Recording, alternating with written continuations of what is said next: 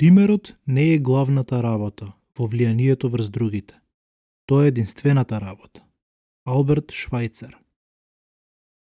Добродојавте на Беседа, македонската емисија за високи и возвишени теми. Јас сум процесорот, Јас сум свештеникот. а денешната тема е менторство. Прво да го прашам свештеникот како се осеќа денеска, дали е добар? Одличен. Како и секогаш спремен за разговарање и дебатирање.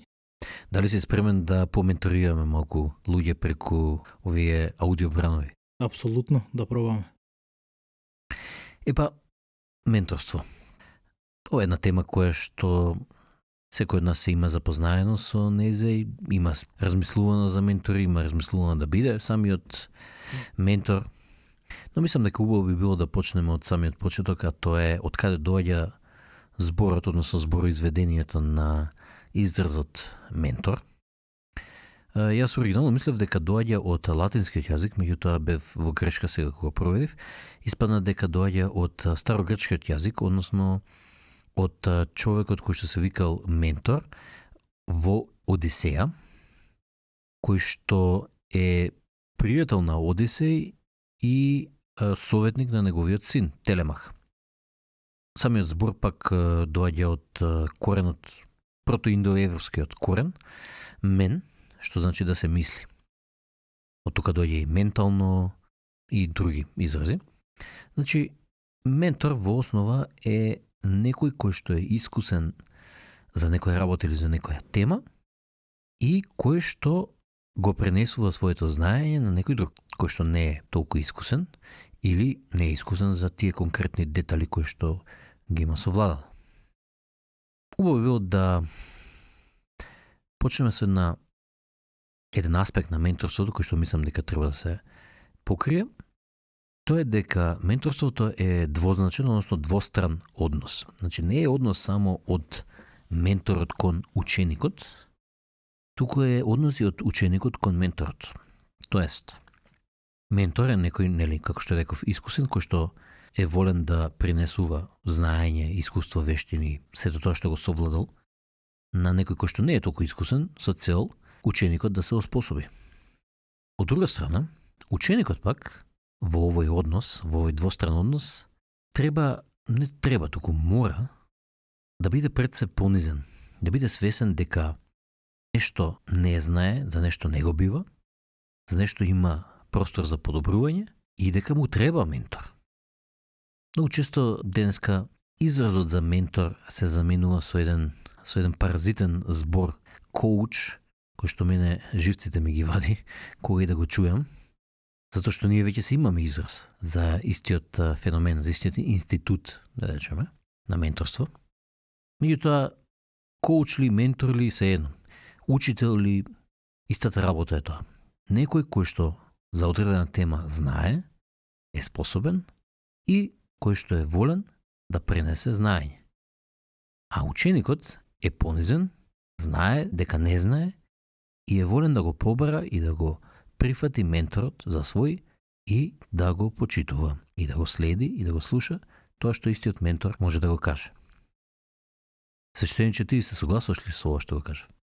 Се согласувам апсолутно со тоа што гледам дека ти го користиш зборот учител или ученик. Учител го некако ми личи како да го поистоветуваш со ментор. Тоа така и зборот ученик го користиш како оној кој што учи од менторот. А јас порано имав сретнато еден друг збор кој што е зборот ментеј. Предпоставувам дека доаѓа од истиот корен од зборот ментор и представува буквално ученик кој што учи од ментор. Значи не од учител, туку од ментор. И на тој начин можеме да направиме еден вид на споредба помеѓу модерното образование и античкото образование или менторското образование кој што се одвива кај некои луѓе. Истото го направивме и кога зборевме во епизодата за великанство, каде што ги споредивме менторството споредивме великанството со успехот и видовме сличности и разлики. Така и сега и мислам дека можеме да испоредиме менторство со учителствување. Она што сега ни се случува во нашиот модерен образован систем е учителствување. Дори може да се каже и дека е еден лош пример за учителствување, дури не е ни успешен пример за учителствување.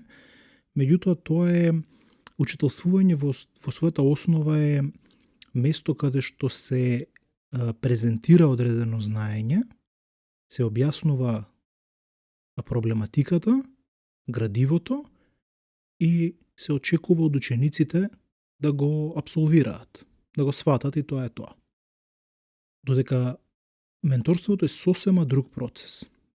Има некои мали сличности, каде што исто така има како во учителствувањето, има еден човек, да речем, кој што седи и предава врз други луѓе кои што слушаат, меѓутоа се друго е различно.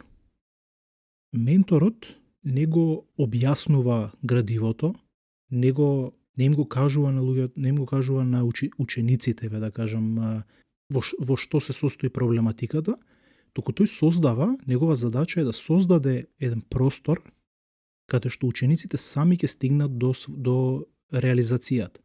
Самите ќе сватат кој е заклучокот и можеби ќе стигнат до одреден заклучок кој што е различен од заклучокот на менторот. Менторот не се обидува да создаде едноумие или да ги натера ментеите да размислуваат како него, туку тој се обидува да создаде една атмосфера каде што ќе има една динамична размена и менторот и ментеот взаемно ќе се трансформираат. Взаемно ќе стигнат до една поголема вистина. Нормално, менторот го има поголемото знаење, ги има информациите и додека взаемно се трансформираат, додека взаемно трагаат по вистината, ментеот или ученикот ќе ги осознае работите, ќе ги осознае информациите, ќе го осознае начинот на размислување, меѓутоа, крајниот заклучок секогаш ќе ги остави и менторот и ментеот побогати, него што биле пред да започне тој процес на взаемна трансформација. Види, коментарот ти е наместо. Јас се согласам со тебе, тоа што мислам дека се случило со модерното формализирано образование е дека, и тој ќе го спомнев, луѓето увиделе дека менторството е клучен дел од човековата цивилизација, односно пренесувањето на знаењата, вештините, спознанијата и така натаму. Почнуваат уште од почетокот на цивилизацијата и на растењето на луѓето низ оние фази во спирална динамика што ги зборувавме, нели од беж, кој што е голо преживување во Илјакова, која што е племенска и која што има започнува со одредени ритуали, работи кои што се прават, заштита на групата и така натаму, и почнува да се тој момент почнува менторството практично, и тоа е, ова зборуваме од пред повеќе од 10, 20, 30 илјади години, кога сме започнале да живееме од банди во племиња практично. И луѓето мислам дека, затоа што увиделе дека менторството е клучен процес во кој што работите кои што сме ги дознале во текот на животот не ги забораваме, не ги отфрламе кога ќе умреме, туку ги пренесуваме на следната генерација која што сега ќе биде заради тоа попаметна и ќе може да не се бави и да не ги решава истите проблеми пак, туку да се префали на следното ниво на проблеми, нели? И тоа всушност го овозможува менторството. И менторството порано бил многу по-природен, по-спонтан процес. Знаењето се пренесувало од татко на син, од мајка на ќерка, од возрастните членови на племето кон младите членови на племето, односно кон децата. И тој процес траел десетици илјади години, се до доаѓањето на индустријското доба во кое што доаѓаме до аспект во кој што на државите и на општествата и на капиталистите им се потребни работници и решаваат да го преобразат истиот спонтан, динамичен процес, по разбран во таа поопширна форма што ја кажа ти, во индустриализиран процес кој што треба да донесе до производ на крај работник, способен работник. И од тука доаѓа, од тука е коренот на модерното образование, И од тука е неговата роботизираност. Она што го кажа дека има разлика помеѓу учител и ментор, во минатото не имало разлика. Туку денес има разлика. Односно од кога почува модерното образование. Затоа што учителот денеска е потребен за да произведе производ, односно способен работник, а не е потребен во зборовите на Аристотел да создаде едно сеопфатно, серазвиено човеково битие, нели?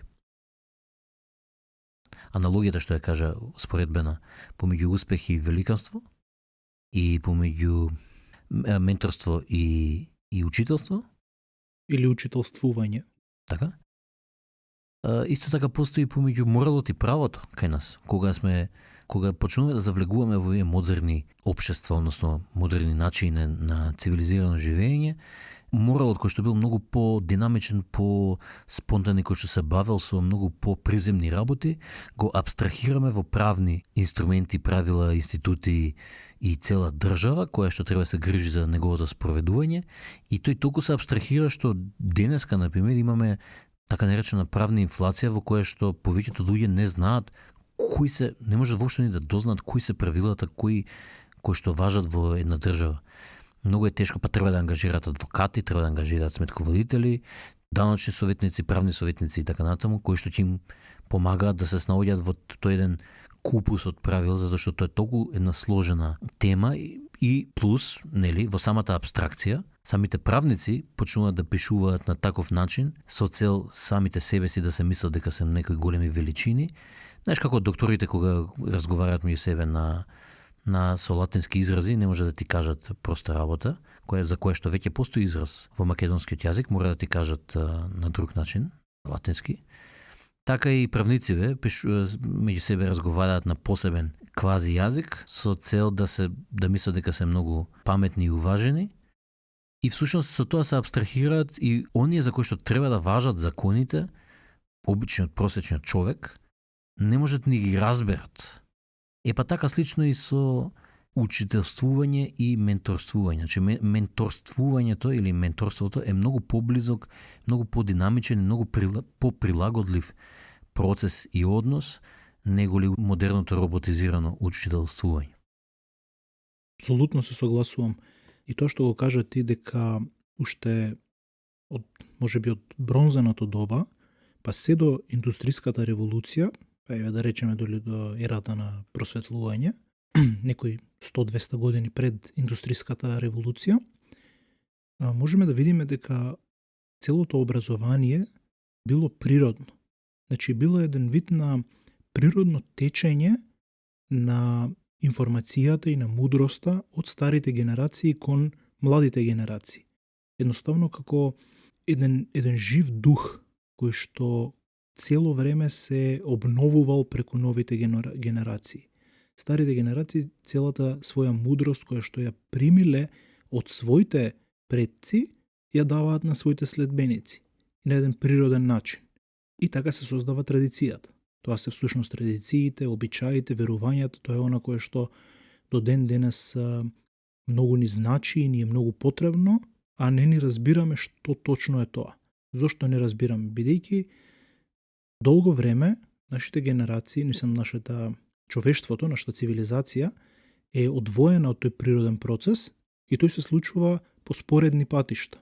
Не се одвива спонтано и природно како што треба во училиштата и преку едно природно примање на мудрост и информации од старите. Од таму доаѓа она почит кон старите. Зошто да се почитуваат старите? Бидејќи имаат што да ти дадат, имаат мудрост која што тебе ти е потребна за да го живееш животот правилно. Сега веќе не може да се види смислата на традицијата, не може да се види смислата на почитување на старите.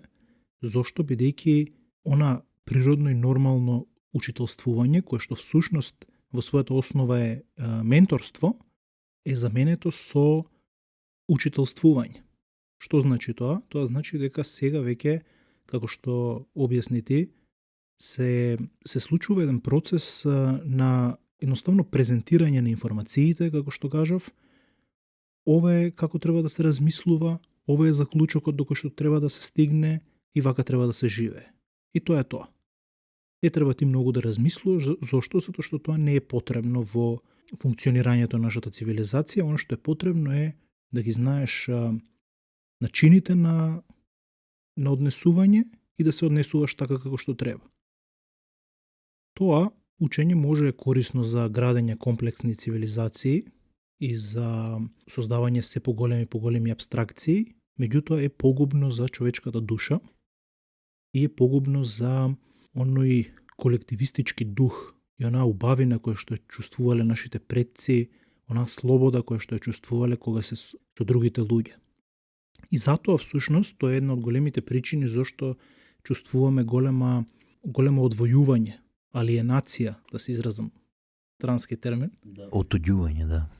Со едноставно не сакаме повеќе да бидеме со другите луѓе, не се чувствуваме дека припаѓаме во нашата заедница. Зошто? Па бидејќи го нема оној момент на заедничко знаење, на природен пренос на информации. Туку има едно, како што кажав, отуѓено, механичко пренесување на информации, каде што се губи потребата да бидеш со другите, се губи убавината на целото учење. Децата треба да станат рано са бајле, треба да научат дисциплина, да ги примаат информациите како што им се кажани, не смеат многу да размислуваат, нема големи дебати во училиштата, едноставно пред се е важна дисциплината, додека трае часот треба да се ќути, треба да се слуша наставничката во секој момент, не смее многу да се зборува, не смее да се предизвика нејзиниот авторитет. Едноставно тоа што го добиваш е отуѓување. И на крајот од целото учителствување, крајниот резултат е оттуѓување од самиот себе. Едноставно толку многу си идентификуван со нормите кои што ти се презентирани, со знаењето, да ти си оттуѓен дури од својата собствена креативност. И па токму тоа е таа она роботизација која што ја се кажу, практично претворење на луѓето во роботи, во готов производ. Извини што ќе те прекинам, сакав да дообјаснам за како може да биде, како треба да биде. Значи, што би се случило доколку учителствувањето, како што го објаснив сега, би станало менторство, би се вратило на стариот начин. Оно што ќе се случи е дека во училиштата нема да има повеќе една механичка, мртва атмосфера, туку ќе има еден отворен простор. Менторот, учителот, кој што треба да стане ментор, ќе треба да создаде еден отворен простор каде што ментејот или ученикот самиот се трансформира. Значи тоа е тоа акушерството на Сократ. Целта на менторите е да потикнат самосвест, да потикнат едно критичко размислување и една способност за адаптација кај учениците. Тоа е вистински учител. Тоа е целта на менторот. Да не дава одговори, да не кажува како треба да се размислува, туку да поставува прашања и да отвара нови хоризонти, да ти дозволи на тебе да стигнеш до одговорот. Одлично. Ова баш сакав и покасно да го спомнам, убаво што го спомна и сега. Види, еве за тие што не следат. Без разлика што модерното образование е роботизирано и ставено во калап, тоа не значи дека ние, било кој, дека треба да го прифатиме истото. Значи тоа што ни е дадено тацна, не значи дека мора да го прифатиме. Менторството е повеќе значено, значи менторите ги има насекаде, ги има многу во животот. Значи од родителите, постарите браќа, сестри, духовни авторитети, може Исус да ти е ментор, може Садгуру да ти е ментор, може Екарт Толе да ти е ментор, нели? Успешни луѓе, па и учители, ама учители ние кои што излегувале од калапот, кои што не се досадни сувопарни, туку те терале да размислуваат. Јас памтам два тројца такви во средна школа и на факултет. Како што екав успешни луѓе, некои кои што нешто постигнале, значи можеш да имаш непосреден, директен однос со твојот ментор, меѓутоа и не мора. Со Исус не можеш да имаш директен однос, затоа што не е жив, меѓутоа ако го гледаш неговото житие, ако го земеш неговиот пример, ќе можеш да го земеш него како ментор. Некој што е успешен човек, можеш да видиш, да му го прочиташ неговото па житие и да видиш како успеал, како стигнал до таму кај што стигнал, па да земеш некои поуки од тоа. Ако одважиш да го исконтактираш и да го побараш за ментор, тоа е уште подобро. Меѓутоа, треба да бидете свесни дека, како што спомнав и претходно, личноста има 9 области и многу често некои ментори ги гледаме како успешни во некоја конкретна област. Да речеме, Екарт Тол. Екарт Тол или Садгуру ги гледаме како успешни во областа на личноста дух, односно духовност. Не се врвни спортисти, не се врвни музичари, туку се врвни духовници. Така? Сакам да кажам дека можете да имате повеќе ментори кои ќе ги покријат сите 9 области на личноста. За потсетување, само тие области се дух, физика, емоција, рацио, вредности, искуство, способност, создаваштво и заедничарење. Че за сите овие области можете да најдете ментор. Ако има ментор кој што може да покрие повеќе области одеднаш, супер. Значи, ќе бидете многу поефикасни и ќе го скратите времето. Меѓутоа, во животот ќе имате многу ментори. Ваша работа е да бидете понизни, да ги прифатите тие како ментори, да знаете дека за некоја област не ве бива или не сте доволно развиени и само на тој начин ќе можете прифатите некој човек да ви, или пример, или што и да е ситуација, да ви биде ментор, за да може нешто да ве научи. Да, сега полека стигаме до еден подлабок момент на менторството, подлабоко разбирање на што значи тоа ментор и што значи да учиш од некој и зошто треба да учиш од некој и како. Најпрвин зборевме за онај основен момент на менторството кој што е учител и ученик, каде што искусниот или човекот кој што ги знае работите или кој што ги има информациите, ги пренесува информациите на некои кои што не ги знаат. Дали се помлади, дали се неискусни и така натака. И тоа е еден основен процес.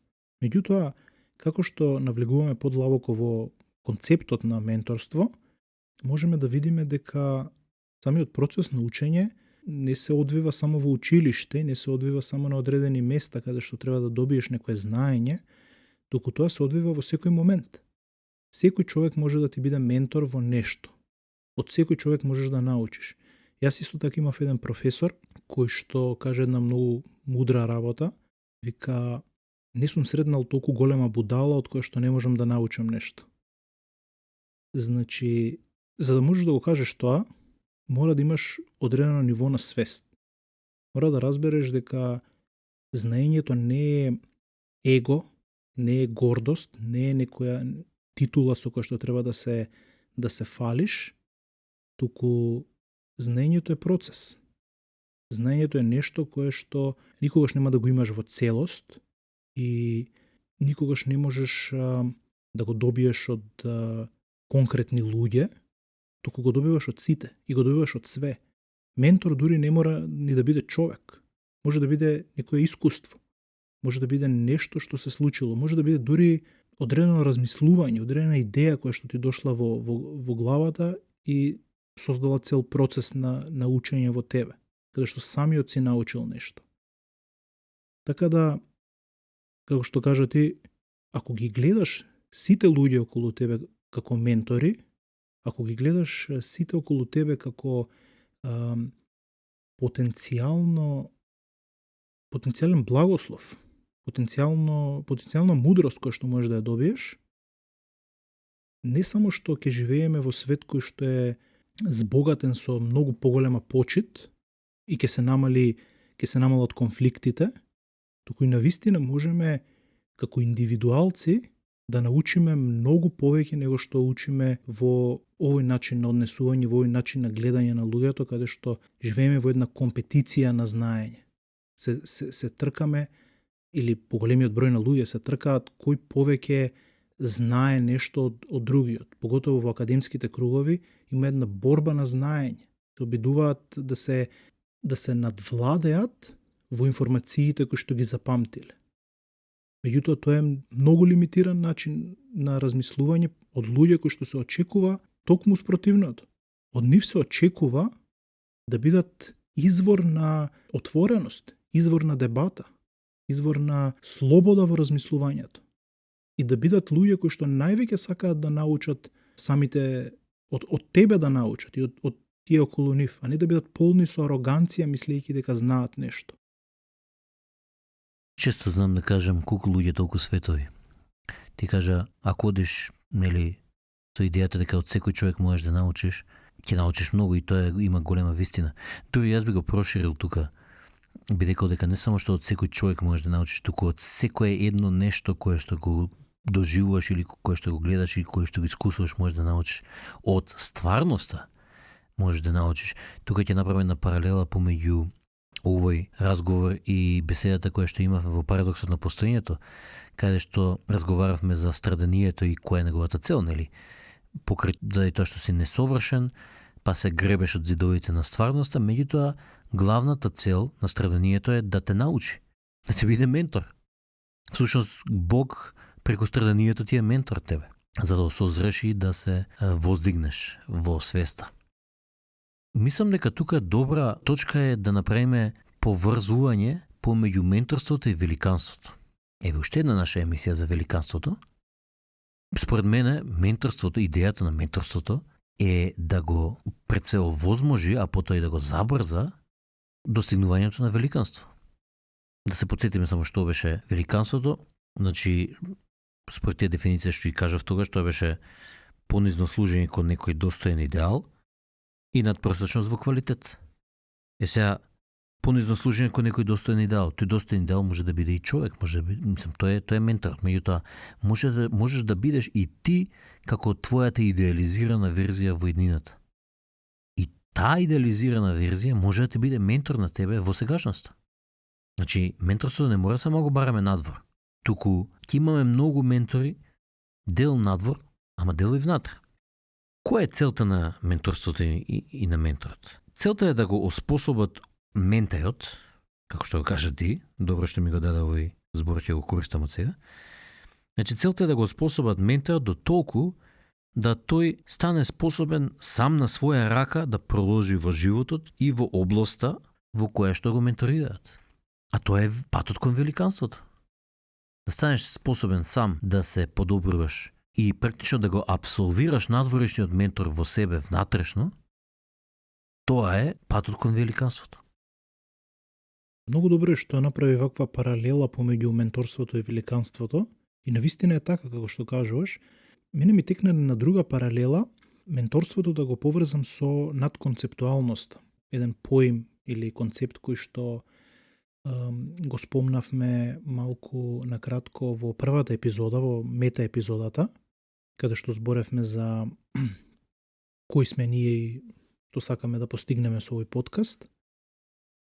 Надконцептуалноста, накратко да повторно да објаснам, е еден вид на однесување, еден вид на размислување, каде што не се врзуваш за концептите, не се врзуваш за идеи, не се врзуваш за размислувања, за идеологии и така натака, туку ги користиш до оној степен до кој што ја гледаш нивната корисност. Над тоа ги пушташ, не се врзуваш за нив. И тоа е начин на функционирање кој што не воздигнува во една нова форма на постоење и нова форма на решавање на проблемите и буквално двајца луѓе кои што го користат овој надконцептуален начин на живење не можат да бидат во конфликт. Тие можат да имаат несогласување, но не можат да поради тоа несогласување да влезат во конфликт. Зошто? Бидејќи не се врзани за тие концепти.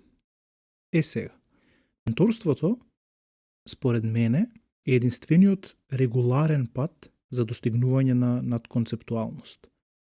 Луѓе можат да стигнат до овој надконцептуална реализација или начин на живот, меѓутоа нема да одат по регуларниот пат. Нешто ќе им се случи во животот што ќе ги освести или ќе размислуваат, ќе читаат книги и ќе го откријат тоа и така натака. Меѓутоа, преку менторство и преку учење на еден таков начин каде што твојот учител, твојот ментор ти отворил простор, каде што ти ќе стигнеш до својата вистина, ќе дебатираш со него, ќе разговараш, ќе откриеш вистината самиот и во одреден момент, дури во некои ретки моменти, дури и он ќе научи нешто од тебе, и ќе успее, дури ментеот ќе успее да го победи во дебата некогаш менторот, можеби намерно, можеби ненамерно, и во тој момент повлекувањето на менторот, начинот на кој што тој се однесува во однос на информациите, не егоистично, не врзано за нив, без ароганција, природно ќе го научи ученикот дека концептите се само илузија, концептите се само алатки со кои што треба да се користиме. Тие не се нешто кој што е дел од нас. Немаме потреба да се врзуваме за нив. И затоа, како што кажав, менторството е најдобра и најправилна алатка за колективна еволуција и за зголемување на свеста во целата заедница, во целото човештво. Менторството ги поврзува, буквално ги поврзува сите концепти. Сите концепти во една точка и се издига над нив. Многу убаво што го спомна ова, вака доека збореше ми текна баш да го кажам ова, тоа е зошто инсистирам на понизност. Ама понизноста треба да постои и кај менторот и кај менторот во исто време. Ти убаво го начна ова, затоа што практично понизноста како антипод на нарцисоидноста, на себе обседнатоста практично. И па не можеш да бидеш добар ментор ако си нарцисоиден. Не можеш да бидеш ни добар ментеј ако си нарцисоиден. Зашто кога си нарцисоиден мислиш дека знаеш се, или кога знаеш повеќе од некој си горделив и си горд на тоа. И така не можеш да го пренесеш знаењето. Пример, еве ти си ментор, така? Имаш ментеј за било која област. Ако си нарцисоиден, ќе сакаш да се надпреваруваш со него, нема сакаш да го научиш и ќе ти биде криво, ќе те нервира кога ќе те надмине менторот. А тоа е суштината на менторството, да те надмине. Значи, кога ќе те надмине да му кажеш браво, како што викаш ти, ќе те победи некојаш во дебата или што и да е. Тогаш треба да кажеш браво. Тогаш треба да кажеш ете, добра работа сум завршил. Браво што ме победи. А не да ти е криво, да се нервираш и следен пат да мислиш како да му вратиш или да испаднеш пак на крајот на врвот. Затоа што јас знам од кај доаѓа тој страв. Тој страв доаѓа дека веќе нема бидеш потребен. Тоа е една точка на ужаснување кај нарцисоидните луѓе. Дека веќе нема бидат потребни. Нивните вештини или тоа што се. И менторот кога ќе осети дека неговиот ученик го надминал, сваќа дека нема биде веќе потребен. Меѓутоа, оној кој што е вистински понизен ментор, тоа ќе го восприема со задоволство, со една повисока свест дека ја постигнал својата цел и супер што неговиот ученик го надминал. Апсолутно е така. Тоа значи дека за да бидеш вистински ментор, ти требаат некои вредности, требаат некои карактеристики кои што пред се ти треба да ги имаш во себе и потоа треба да бидеш доволно умешен да ги презентираш, а тек на трето место е информацијското знаење. Да бидеш информацијски поткован, да го знаеш градивото кое што го предаваш и да можеш да го пренесеш. Меѓутоа пред се важни вредностите кои што ќе ги покажеш на своите ученици. Главни вредности кои што мора да ги имаш е пред се доверба. Да имаш доверба во нив и да знаеш да покажеш дека си достоен за доверба во тебе. Да бидеш отворен, значи една од најосновните вредности. Не можеш да ги учиш луѓето и не можеш да им покажеш дека треба да се отворат кон твојот начин на размислување, ако ти не си отворен на нивниот начин на размислување. Да бидеш спремен да те предизвикаат со нивните размислувања, бидејќи само на тој начин тие можат да научат. Потоа, почит, апсолутно важна вредност, бидејќи ако тие не осетат дека се вредни за почит, никогаш нема да научат и никогаш нема да те надминат тебе. А како што кажа ти, целта на менторот е неговите ученици, ментеите, да го надминат него. Затоа што која е целта ако тие се губи целата поента ако после него има потоп? Ако после менторот никој не го достигнал неговото ниво. Ниеден негов ученик не успел да го достигне неговото ниво. Или пак да застане на неговото ниво. Тогаш нема напредок. Ништо не се постигнало. Тој е неуспешен ментор. Не само што нема напредок, туку тоа е природен процес. Едноставно, твојот врв, интелектуален, физички, емоционален, духовен, ќе дојде, ќе се развие од нула или од раѓање, од слаб кон својот врв и после тоа природно ќе паѓа. И сега треба да остане со тебе ли? Не, напротив, треба да се пренесе понатаму и тие следните кои што ќе дојдат од нас уште повеќе нивниот врв уште повисоко да застане. Апсолутно, значи ова е процес каде што човештвото како целина напредува, а не е процес каде што ти се издигаш над човештвото и во еден краток момент на некои луѓе кои што недоволно ги познаваат работите, им се правиш важен. И се однесуваш кон нив без почит. Значи, почита е многу важна вредност за еден ментор и на крај јас би ја спомнал вредноста автентичност, бидејќи ако менторот не е уникатен, ако не е интересен, ако не е свој, нема да покаже вредност кај учениците. Нема да покаже дека навистина е совладал информацијата, дека ги совладал процесите на размислување, самото градиво и така натака. Туку има нешто во него што го кочи, има нешто во него што не му дозволува природно, слободно да размислува и така натака. Или глуми нешто, или се обидува да имитира некој друг и така натака. Има некоја позадинска агента се едно. Е така, да. Значи, како што спомнавме, вредностите кои што се најважни за еден ментор се доверба, отвореност, почит, автентичност.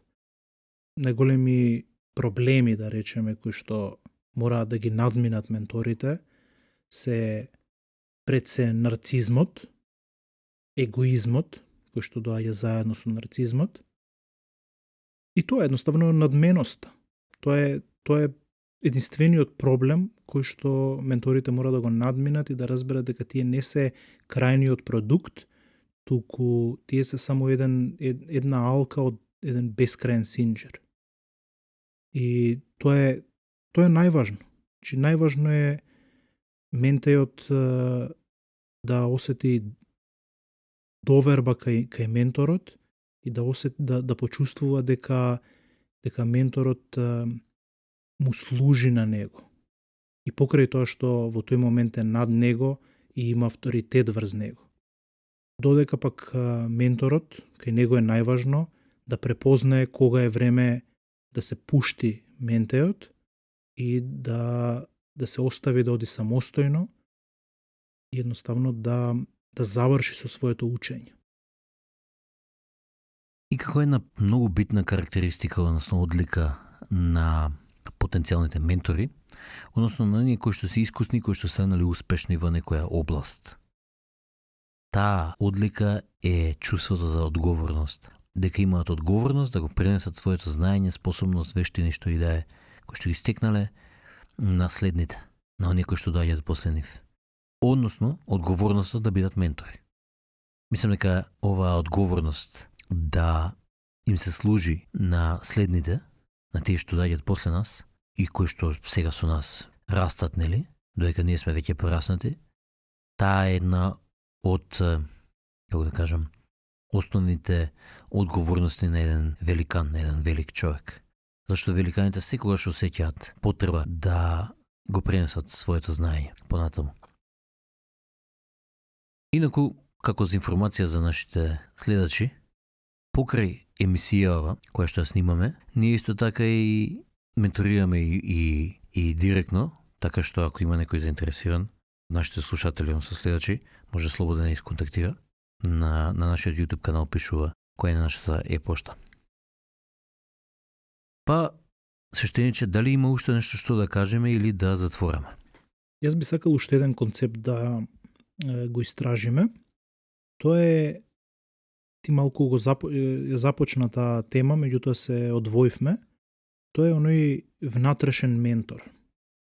Идејата дека ние имаме во нас еден учител, кој што е всушност различни религии и духовни традиции го нарекуваат ангел чувар, внатрешното јас, повисокото јас, интуиција и така натака, различни имиња.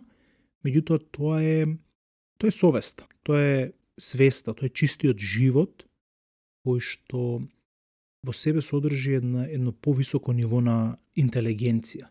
Бидејќи интелигенцијата како појава која што се јавува не само кај нас, туку и кај животните, кај другите животни, таа мора да произлегува од некаде. Бидејќи појава, мора да има одреден закон кој што ја дозволува нејзе да постои. И за да може тој закон да постои, во себе треба да ја содржи. Значи ова е истото и кај животот. Истиот принцип и истата логика ја користам јас и кај животот. Тоа значи дека постои еден фонд, еден простор, една димензија на интелигенција која што постои некаде во универзумот, не на некое место, туку постои како принцип, како закон. И ние, бидејќи имаме интелигенција, мора да сме споени, мора да имаме некоја конекција со таа димензија на интелигенција, со тој фонд на интелигенција кој што постои во универзумот. Можеме да го искористиме таа поврзаност со таа космичка интелигенција, ако дозволиме нашата интуиција, нашата совест да не води без да се базираме премногу на земјените концепти, на онаа површна интелигенција која што ја користиме секој ден, користики ги нашите мисли да стигнеме до одреден заклучок. Да, тоа е апсолутно важно. Не можеме без тоа. Меѓутоа, во одредени моменти и се повеќе и повеќе треба да се обидуваме да ја базираме нашата интелигенција на она бескрајна интелигенција која што ја имаме во нас, бидејќи сме допрени до таа димензија на интелигенција. Ова е подлабок концепт и можеби нема да им биде јасен на повеќето слушатели, ќе звучи чудно и може треба да се објасни подетално. Меѓутоа сакав да го спомнам на крај, бидејќи ултимативниот ментор, врвниот ментор, најголемиот ментор е всушност она бескрајна интелигенција која што постои во универзумот и која што ние имаме само еден мал дел кој што го имаме заробено со нашите умови. Ако не се лажам, тоа е Бог, нели? Да, тоа е аспект од Бог. Односно платното, односно, како што кажеш ти, крајната интелигенција. Така е.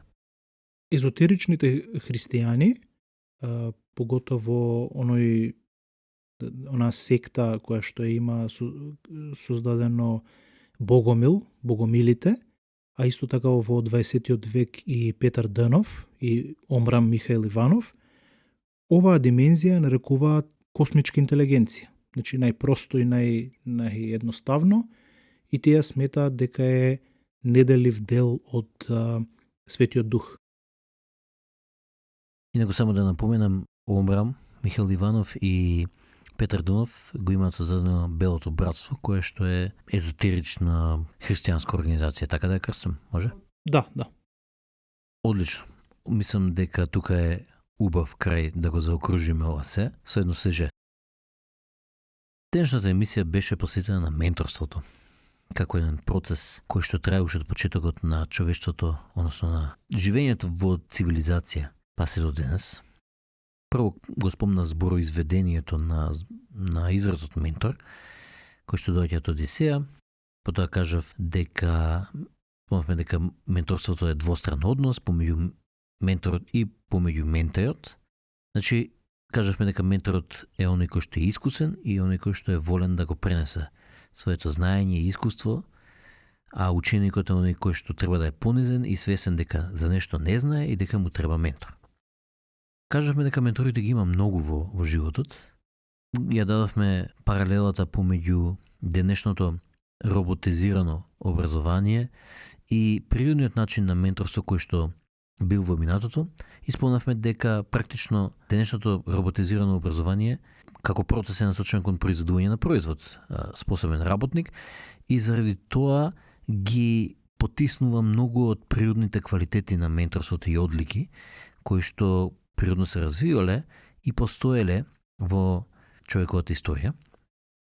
Па така кажавме дека ние мора да се, баш имајќи го ова предвид, не мора да се заглавиме на денешниот начин на учителствување, на формално образование, туку можеме да видиме многу, околу нас има многу ментори кои што можеме да ги прифатиме како ментори, дали родителите, дали постари браќа, сестри, духовни авторитети, успешни луѓе, учители некои посебни и така натаму. Исто така кажавме дека покрај надворешното менторство, односно ментори може да бидат луѓе и работи кои што, и искуства кои што се надвор од нас, меѓутоа може да бидат и работи кои што се внатре во нас. Крајниот ментор би бил космичката интелигенција или Бог, sejedno. Понатаму ставивме на паралела помеѓу менторството и великанството, дека всушност идејата на менторството е да го способат ментејот да стане способен сам да се развива, а со цел да постигне великанство и на секој пренесување на знаење и на искуство од ментор до ментеј, да врвот на достигнувањата да се искачат малку повисоко и на тој начин ние градиме традиции, обичаи и врвни достигнувања, па и цивилизација. Спомнавме дека и ние исто така работиме на менторство, кој е заинтересиран нека ни сконтактира директно, меѓутоа може и чисто да продолжи да ги слуша нашите епизоди кои што ги снимаме тука. И на крајот свештеникот се осврна малку на внатрешното менторство, односно на космичката интелигенција. Дали нешто сум заборавил или е време да отидеме со практичните и прагматични совети? Па може да ги спомнам практичните совети кои што мислам дека се најважни, иако многу практични работи спомнавме во оваа епизода. Пред се јас би кажал да бидеш менториран, да бидеш ученик, значи да бидеш предизвикан во своите размислувања. Секогаш кога си предизвикан и кога си отворен кон тоа предизвикување, ти учиш и затоа секогаш треба да бидеш отворен кон нови размислувања и кон нови интелектуални предизвици и предизвикувања од други луѓе. За да бидеш ментор пак, треба да го контролираш своето его пред се, треба да имаш доверба, треба да имаш отвореност, треба да имаш почит и треба да имаш автентичност. Целта на бидувањето ментор е твојот ученик да постане подобар од тебе, а не ти да вежбаш некој авторитет врз него. И за крај, највисока форма на ментор е твојот внатрешен учител, твојот внатрешен ментор, кој произлегува од космичката интелигенција. Ако имаш да додадеш нешто слободно. Само едно мало подсетување. Бидете понизни. И како ментор, и како ментеј. И тогаш процесот ќе биде успешен. Процесот на менторство. Кога ученикот е спремен, учителот ќе се појави. Кога ученикот е навистина спремен, учителот ќе исчезне. Дао Де Джинг.